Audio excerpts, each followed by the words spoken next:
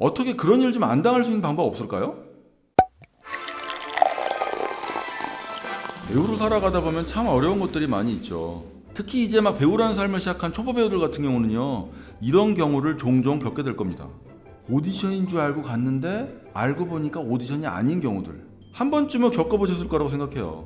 오디션을 가장한 영업 활동이었거나 업체들이 뭔가 홍보하기 위해서 이벤트성 오디션을 하는 경우들도 많이 있죠. 그 중에 아마도 가장 많은 경우는요, 오디션인 줄 알고 갔더니 이렇게 말하는 거예요. 지금 우리가 뽑는 배역은 마감이 됐는데요, 이미지가 너무 좋아서 그런데 카메라 테스트 한번 받아보면 어떻겠느냐, 이렇게 제안을 하는 거죠. 그렇게 해서 카메라 테스트 1차, 2차 받고 최종 합격, 그렇게 자연스럽게 트레이닝 비용이나 매니저 비용이 발생된다는 제안을 받는, 아마 한 번쯤은 그런 제안 받아보셨을 거예요. 그리고 또 이런 경우도 있죠. 오디션이라고 해서 가봤는데 자꾸 이상한 질문을 하는 거예요. 남자친구가 있냐는 둥, 연애는 해봤냐는 둥, 이런 질문을 받고 한 번쯤 기분 나빠본 경험 있으실 거라고 생각합니다. 그리고 또 이런 경우도 있다고 그랬었죠. 감독이라는 사람이랑 미팅을 했는데 작품 이야기는 안 하고 한참 동안 자기 신세한탄만 하는 거예요. 그러더니 갑자기 당신을 캐스팅하겠소, 이렇게 말했다는 거죠. 그러더니 이렇게 말하더래요. 자기가 오늘 생일인데 생일 선물 좀 사줄 수 있냐고.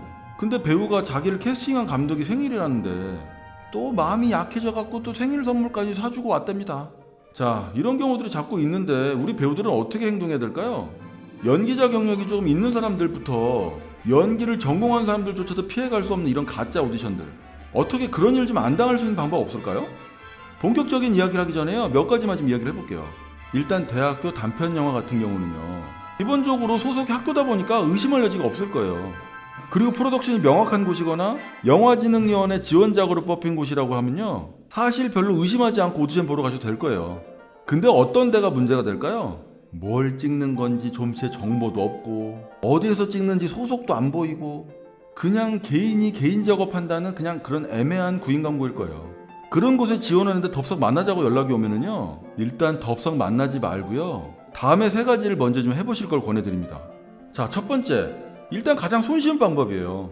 오디션 지원을 했는데 만나자고 연락이 왔다고 막 정신 못 차리고 기뻐하고 그러지 마시고요, 일단 검색부터 해보자고요.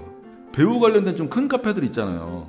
네이버의 액터 길드나 우리 연기할래 같은 그런 카페들, 그리고 제가 운영하는 배우를 배우다 카페, 이런 곳들 들어가갖고 일단 검색을 해보시는 거예요.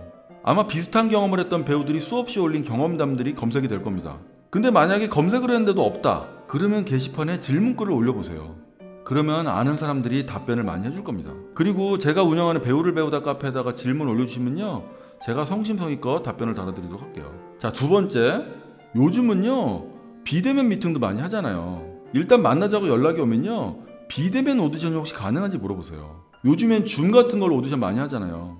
실제로 배우가 필요한 프로덕션이라면요, 시간을 절약하기 위해서 비대면 미팅을 선호하는 경우들도 많이 있거든요. 그렇게 일단 비대면 미팅을 하신 다음에 어느 정도 믿음이 간다고 판단이 되시면 그때 이후부터는 미팅을 하셔도 될 것 같아요. 자, 세 번째, 정 안 되면요, 저한테 카톡을 보내세요. 물론 저한테 물어본다고 그래갖고 제가 다 알지는 못해요. 근데 제가 워낙 오랫동안 이쪽 일을 해오기도 했지만요, 워낙 많은 분들이 저한테 질문을 주시다 보니까 굉장히 많은 정보들이 저한테 쌓이기도 합니다. 그리고요, 구인 공고만 딱 봐도요, 어떤 곳인지 감이 올 때가 있어요. 요즘 제가 수업할 때 학생들한테 이런 얘기를 자주 해요. 배우가 되려면 회의적 낙관주의자가 되자, 이렇게요. 우리는 정말 모든 일을 잘 될 거라고 희망적으로 생각해야 되는 사람들이잖아요. 하지만 그런 희망을 갖기 위해서는요, 회의적인 자세도 반드시 필요한 것 같아요. 일단 확실하다고 믿기 전에요, 한 번쯤 합리적인 의심을 해보시란 얘기입니다. 괜히 내가 오디션을 보기 위해서 누구를 만났는데 쓸데없이 돈을 뜯기거나 사탕 발림에 속아갖고 카드 쓱 긁고 오면요, 정말 우리 배우 생활하면서 상처가 되는 거 아니겠습니까? 그죠? 그리고 우리들이 가장 화가 나는 건 뭘까요? 바로 시간 낭비예요. 아니, 나한테 돈을 뜯어갈 거면 그 사람들이 나한테 와야 되는데 내가 왜 그 사람들을 찾아가갖고 돈을 주고 오냐고요. 자, 여러분, 이거 하나만 기억합시다. 배우라는 직업은요, 어떤 경우에도 돈을 주고 연기하는 경우는 없어요. 배우가 연기를 하고 돈을 받아야지 왜 돈을 줍니까? 정상적인 소속사라면요, 배우들한테 돈 받는 경우 없어요. 매니저 비용 같은 거 받을 거면 그게 무슨 소속사입니까? 그냥 대행사죠. 그리고 요즘에 위탁교육 형태로 트레이닝 진행하는 소속사들 많잖아요. 그걸 돈 받고 진행하면 그게 뭔지 아세요? 그게 다 불법을 피해가는 업체들의 형태다라고 생각하시면 됩니다. 업체에서 직접 돈을 받으면 그게 다 불법이기 때문이에요.